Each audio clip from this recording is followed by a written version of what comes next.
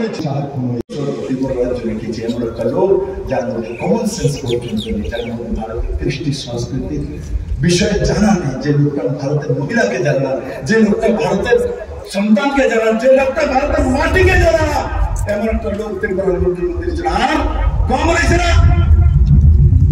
আমি তার জন্য বলি, কংগ্রেস করে কোনো ব্যক্তি কোনদিন দেশের প্রধানমন্ত্রী হতে পারবে না। লিখে রাখো ডায়েরির মধ্যে, পুরো ভারতবর্ষের কোন ব্যক্তি যদি বলতে পারে যে আমি কংগ্রেস করব, আমি দেশের একদিন প্রধানমন্ত্রী হবো, আমি বলবো না, কবি হতে পারবে না। কংগ্রেস করলে কংগ্রেসের প্রধানমন্ত্রী তো গান্ধী পরিবারের কি হবে, দরকার রাহুল গান্ধী, প্রিয়াঙ্কা গান্ধী যদি না হয় তো ওনার ছেলে মেয়ে যদি না হয়, এটি আবার বড় পারবেন कांग्रेस में निवार कभी भी नहीं हो सकता।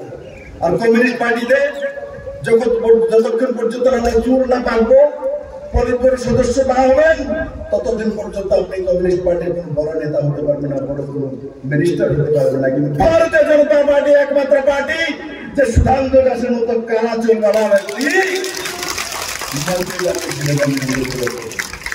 বিপ্লবদের মতো কালা চুল ব্যক্তি মুখ্যমন্ত্রী বানিয়েছিল না। ভারতীয় জনতা পার্টি হতে পারে, আর কোন পার্টি হতে পারে না। তার জন্য ভারতীয় জনতা পার্টির সঙ্গে আছে। কারণ কি, ভারতীয় জনতা পার্টি তার ছেলে মেয়ের ভবিষ্যৎ আছে। কারণ কি, তার ছেলে মুখ্যমন্ত্রী হতে পারে, এমএলএ হতে পারে, মন্ত্রী হতে পারে, এমপি হতে পারে। কিন্তু কংগ্রেস আর কমিউনিস্টে সম্ভাবনা মাত্র। ত্রিপুরা মানুষ জেগেছে, তাই আমি ফটিক রায় থেকে বলছি, যারা এখনো কংগ্রেস দিয়ে যাচ্ছে, ছেড়ে দিই সেই পার্টি, কিচ্ছু হবে না। আরে যার নাম হয় 9 বছরে, তার 90 তো হবে না। আরে কমিউনিস্ট পার্টিকে তো 35 বছর শাসনে রেখেছেন, তো কি দিয়েছে, কি করেছে, কিচ্ছু করতে পারেনি। আর এখন গিয়ে উঠছে কংগ্রেসের কাজ বসছে, কি দুর্দশা কমিউনিস্ট পার্টি।